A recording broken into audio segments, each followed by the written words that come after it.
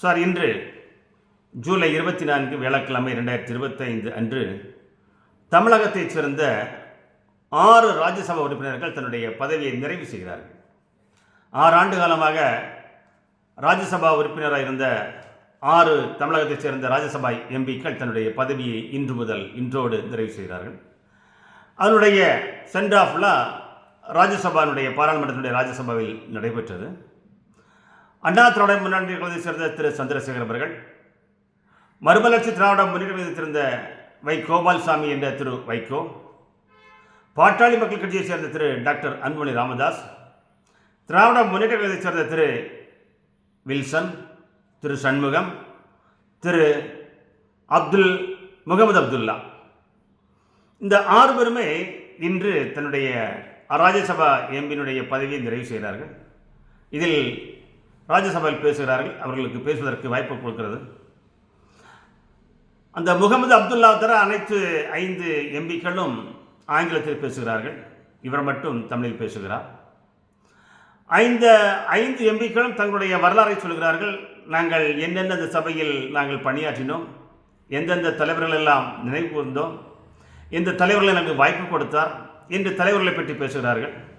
ஏனென்றால் அவர்கள் பேச ஆக வேண்டும். ஒரு கட்சி அவர்கள் வாய்ப்பு கொடுத்திருக்கிறது, அதனுடைய வாய்ப்பை அவர்கள் பயன்படுத்தி ராஜ்யசபா உறுப்பினர்கள் அதை சொல்கிறார்கள், ஆங்கிலம் சொல்கிறார்கள். ஆனால் 5 அந்த எம்பிக்களும் எந்த ஒரு கோரிக்கையும் வைக்கவில்லை. ஆனால் இந்த முகமது அப்துல்லா என்ற ராஜ்யசபா எம்பியினுடைய கடைசி நாள், இறுதி நாளில் அந்த சபையில் ஒரு கோரிக்கை வைக்கிறார். என்னவென்றால், திண்டுக்கல் டு பழனி செல்கின்ற அந்த தேசிய நெடுஞ்சாலையில் அந்த பணக்கம்பட்டி என்ற ஒரு கிராமத்தில் பழனி பாபா என்ற ஒரு ஆசிரமம் இருக்கிறது. அங்கு ஒரு சாமியார் இருந்திருந்தார். அவரை தேடி பல பக்தர்கள் எல்லாம் வந்து கொண்டிருந்தார்கள். இப்பொழுது அவர் இல்லை. இருப்பினும் அங்கு ஒரு கோவிலாக பல மக்கள் வந்து கொண்டிருக்கிறார்கள். அங்கு வசதியாக இருக்கிறது, வருமானம் இருக்கிறது. அந்த பகுதியில் ஒரு ரயில் நிலையம் வேண்டும், பணக்கம்பட்டியில் ஒரு ரயில் நிலையம் வேண்டும். அந்த பாதை வழியாக தான் இரும்பு பாதை செல்கிறது, ரயில்வே லைன் செல்கிறது. அதில் ஒரு ரயில்வே ஸ்டேஷன் வேண்டும் என்று ஒரு கோரிக்கையை இந்த மத்திய அரசிடம் அவர் ஒரு கோரிக்கை வைக்கிறார். சார், எல்லோரும் கோரிக்கை வைக்கிறாங்க. ஆனால் இவர் கடைசி நாள் ஒரு கோரிக்கை வைக்கிறார். பார்த்தீங்களா, அதுதான் பாராட்டுக்குரிய. அந்த 5 எம்பிக்கள் தன்னுடைய வரலாறை சொல்கிறார்கள், தன்னுடைய கதை சொல்கிறார்கள். ஆனால் இந்த முகமது அப்துல்லா என்ற எம்பி மட்டும்தான் தன்னுடைய கடைசியினுடைய பேச்சிலும் ஒரு கோரிக்கையை வைத்து இந்த தமிழக மக்களுக்காக, நம்முடைய மக்களுக்காக, அவர் ஒரு மாற்று மதத்தைச் சேர்ந்தவராக இருக்கலாம், ஒரு இஸ்லாமியர், ஒரு இந்துக்கான ஒரு கோயிலுக்கு ஒரு ரயில்வே நிலையம் வேண்டும் என்று அவர் பாராளுமன்றத்தில் ராஜ்யசபாவில் கூறுகிறார் என்றால் அவருடைய செயல்பாடு பாராட்டுக்குரியது. அவர் என்ன சொன்னார் என்று நீங்களே இந்த காணொளியில் காணுங்கள். அவர் ராஜ்யசபாவில் அவருடைய பேசிய உரையை உங்களுக்காக இதோ பாருங்கள். Abdullah.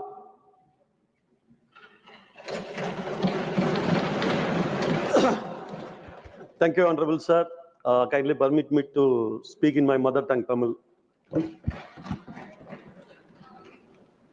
மாண்புமிகு அவைத்தலைவர் அவர்களே, மாண்புமிகு உறுப்பினர்களே, ஒரு மிகுந்த நன்றி பெருக்கின் உணர்ச்சியோடு இந்த இடத்தில் நின்று நான் உரையாற்ற துவங்கின்றேன்.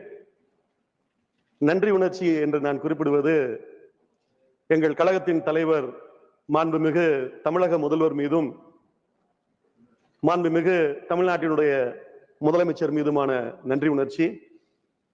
அவர்கள்தான் என்னை இந்த அவைக்கு அனுப்பி வைத்தார்கள். இடைத்தேர்தலில் நான் தேர்ந்தெடுக்கப்பட்டதாக நீங்கள் பேசும்போது குறிப்பிட்டீர்கள். உண்மைதான். நான் பணியாற்றிய காலம் குறுகிய காலமாக இருந்தாலும் கூட எனக்கு கிடைத்த அனுபவங்களும் வாய்ப்புகளும் மிக மிக அதிகம். அதைவிட இங்கு அனைவரிடமும் நான் பெற்ற அன்பு மிக மிக அதிகம்.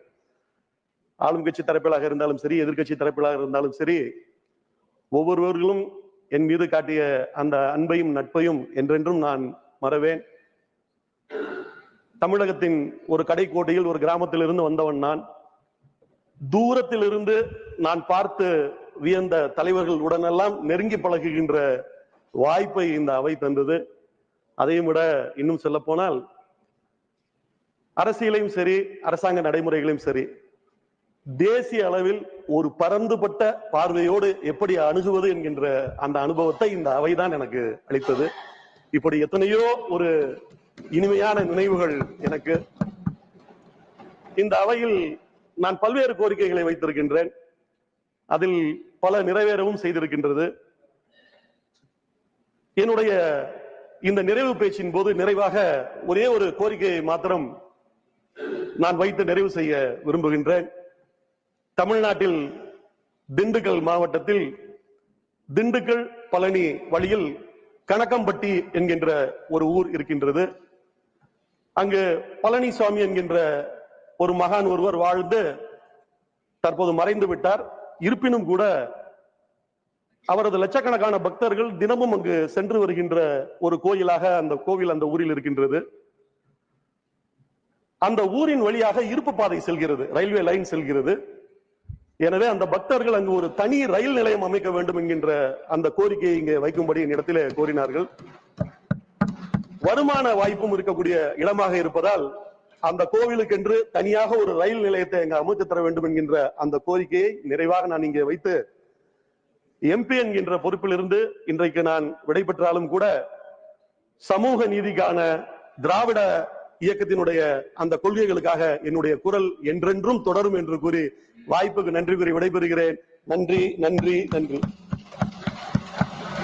Thank you.